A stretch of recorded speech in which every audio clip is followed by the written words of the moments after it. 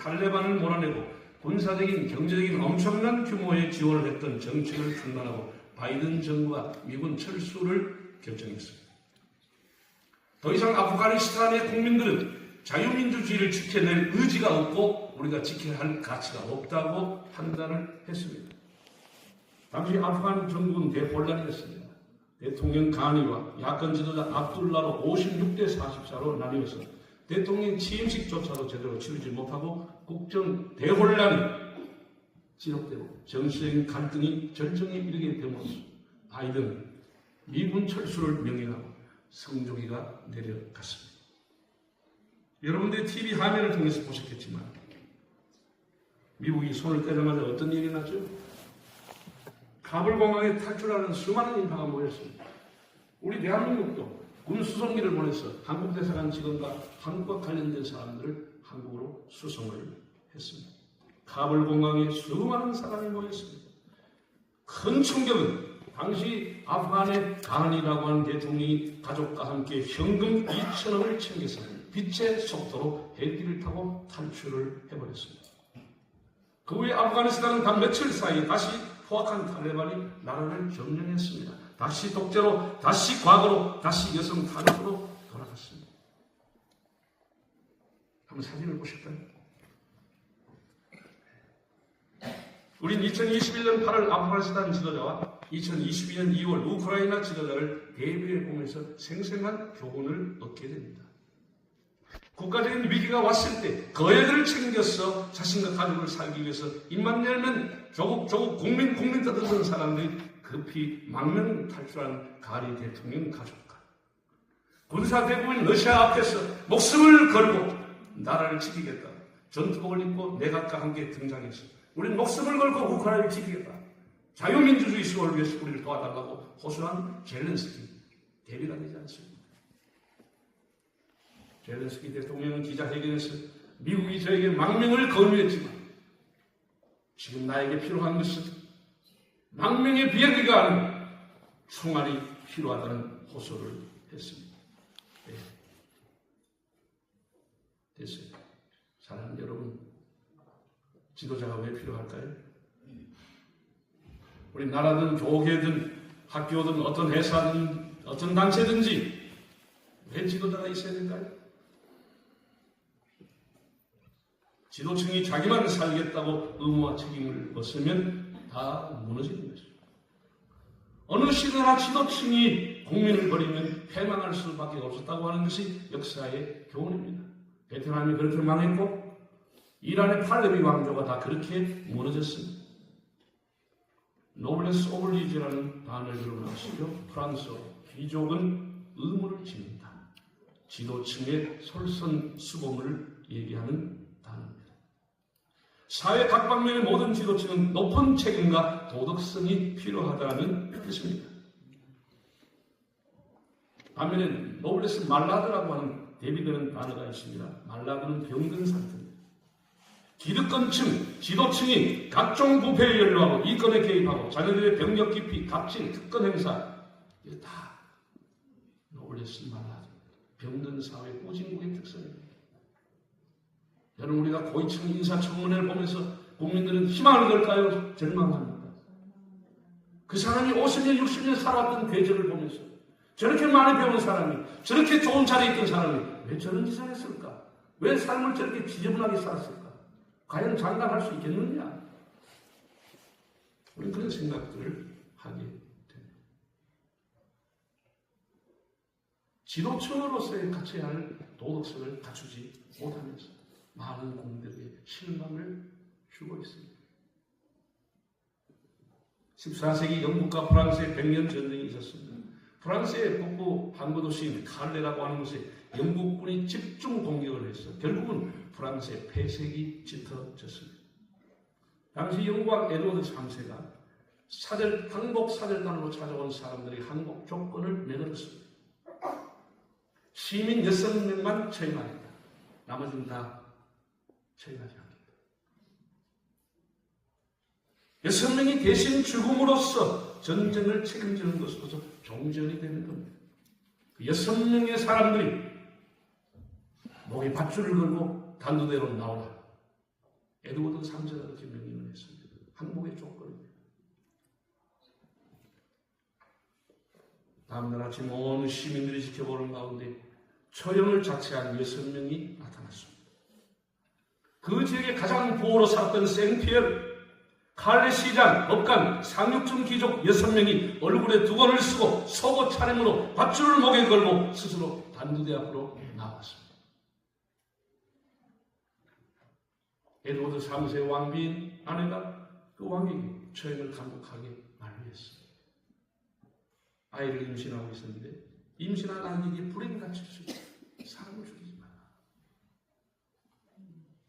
왕이 고심한 그때 이 6명이 방면을 허가하게 됐습니다.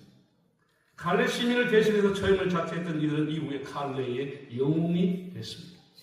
여기에서 유래된 단어가 노블레스 오블리주. 지도층은 책임을 강한다. 지도층은 도덕성을 강한다. 지도자는 솔선수범한다는 노블레스 오블리주가 나왔다고 합니다. 세월이 많이 갔어. 유명한 조각가인 로댕에게 칼레 시민들이 칼레 의회에서 6명의 시민상을 조각해달라고 부탁을 했습니다. 한번 해보실까요? 이렇게 6명의 시민이 각각의 모습을 가지고 단두대로 나왔던 그 모습을 저렇게 조각을 했습니다. 사람은 명예만큼, 높은 자리에 있는 것만큼, 가진 만큼, 배운 것만큼 지도층은 솔솔수범을 해야 됩니다. 여러분 앞으로 교회 가서 다 목사가 되고 장로가 되고 일꾼이 될 사람. 여러분 지금부터 높은 도덕성, 높은 책임감을 훈련하며 갖기를 바랍니다. 6.25 전쟁이 일어난 지 74주년이 지났습니다. 우리 한국 전쟁 때 미국 대통령 당선자인 아이젠하워의 아들 존 중이가 미8군 사령관 워커 장군의 아들도 한국전에 참전했습니다. 6.25 전쟁에 당시 미국의 스타 별들의 자녀들 142명이 한국전에 참전해서 많은 사람이 죽거나 부상을 당했습니다. 여러분 세계 최강의 부대인 미국의 스탐 그야말로 별입니다. 얼마든지 전쟁이 없는 미국의 본토나 유럽에 자기 자녀를 배치할 수 있는 능력이 있었지만 그들은 자기 자녀를 빼돌리지 않고 한국 전쟁에 자유민주주의를 수호하기 위해서 참여했습니다. 이것이 미국을 오늘의 세계 최강의 나라로 만든 정신이고 명문 가문과 명문 국가를 만든 정신입니다.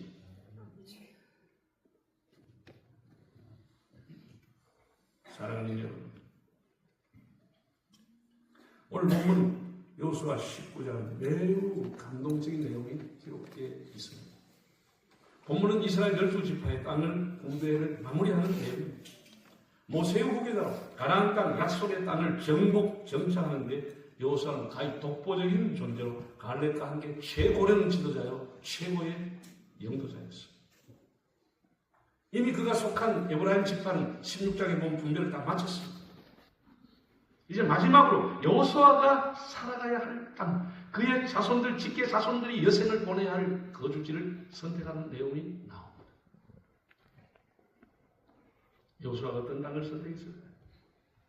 요단강이 흐르고 농사하고 목축하기 좋은 땅, 계란 노른자와 같은 땅을 가져간다 한들 누구 한다 토달 사람이 없었습니다. 최고의 지도자였습니다. 출애굽한 사람 중엔 갈렙과 여호수아 두 사람만이 가나안 땅에 왔습니다. 그럴 명문도 힘도 능력도 권력도 갖고 있었습니다. 편안한 노후를 보낸 자격을 갖춘 사람입니다. 이때 여호수아는 메마른 산지를 요구합니다.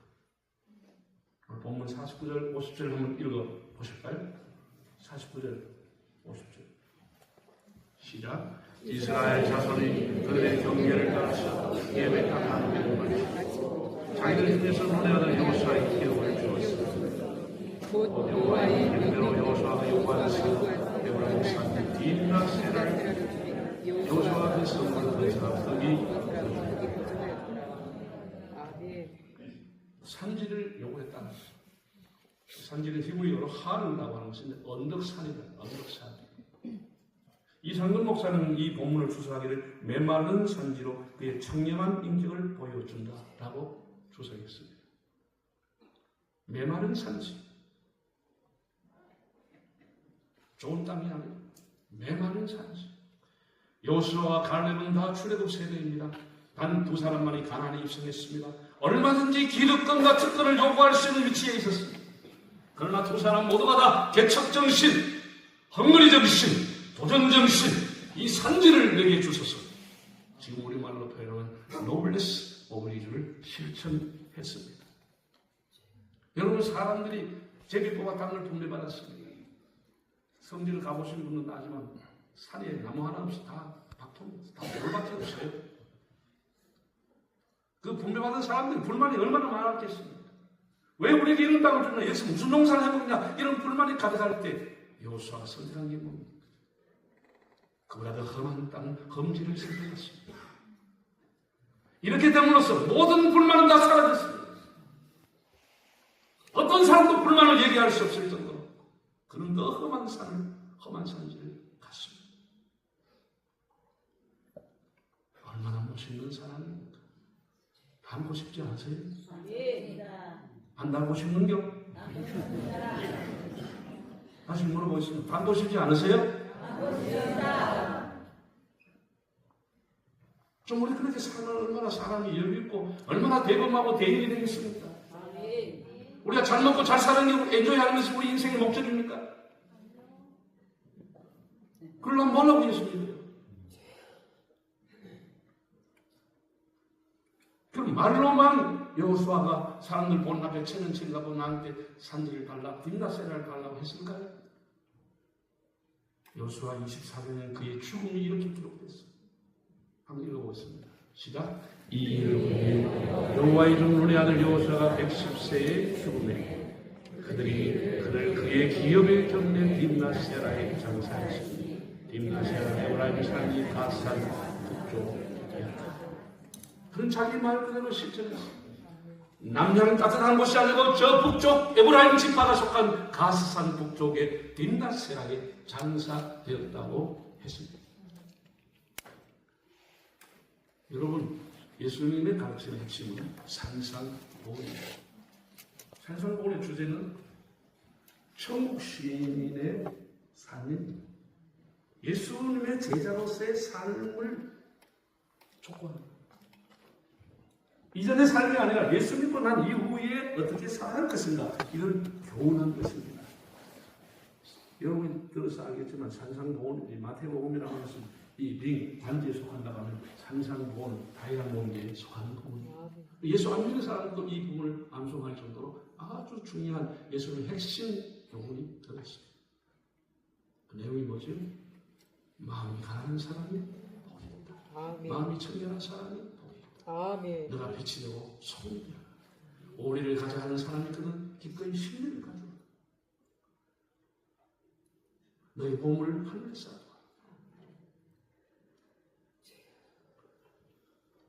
얼마나 우리가 그 말씀을 뱃속에 간직하고 그 말씀대로 살아보려고 힘쓰고 있습니다.